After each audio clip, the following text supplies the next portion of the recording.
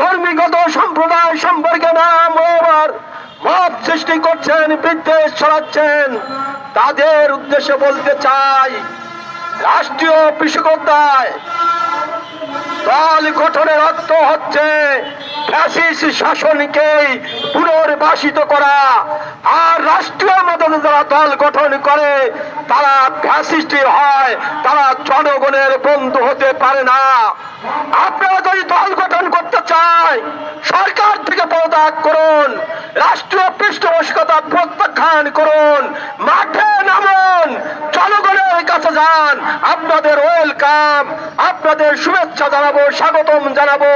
আমরা আপনাদের প্রতিদ্বন্দ্বী হিসাবে রাজপথে আপনাদের সাথে কথা হবে, কিন্তু সরকারি সুযোগ সুবিধা নিয়ে, প্রোটোকল নিয়ে, সরকারি টাকা বরাদ্দ নিয়ে, সরকারের আমলাদের ব্যবহার করে আপনারা দল গঠন করবেন আর মত সৃষ্টি করে পরীক্ষিত প্রগতিশীল গণতান্ত্রিক রাজনৈতিক দলগুলোর উপরে বিদ্বেষ ছড়াবেন, তাদের নামে দুর্নাম রটাবেন।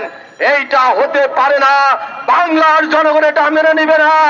আপনারা মনে করেছেন মত সৃষ্টি করে আপনারা সব সৃষ্টি করতে পারবেন, মোটেও না।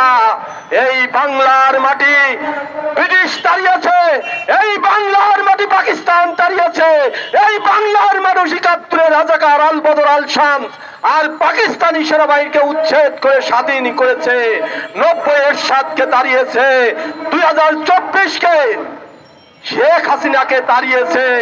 আর আপনারা কয়জন মনে করছেন ক্ষমতার একটু লুটে পুটে খাওয়ার স্বাদ পেয়ে আপনারা সাম্প্রদায়িক শক্তিকে সাথে নিয়ে এখানে দল গঠন করবেন, জাতির মধ্যে বিভেদ সৃষ্টি করবেন, জনগণের মধ্যে বিভেদ সৃষ্টি করবেন, জনগণ অধিকার কেড়ে নিয়ে আপনারা রাষ্ট্র ক্ষমতায় যাবেন? তা হতে পারে না।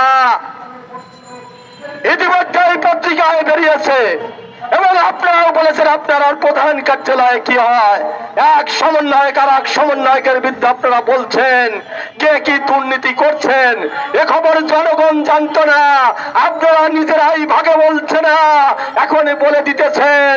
সামনে আরো দুর্দিন আসছে। রাষ্ট্রীয় পৃষ্ঠপোষকতায় এই সমস্ত অপকর্ম করতে যাবেন না।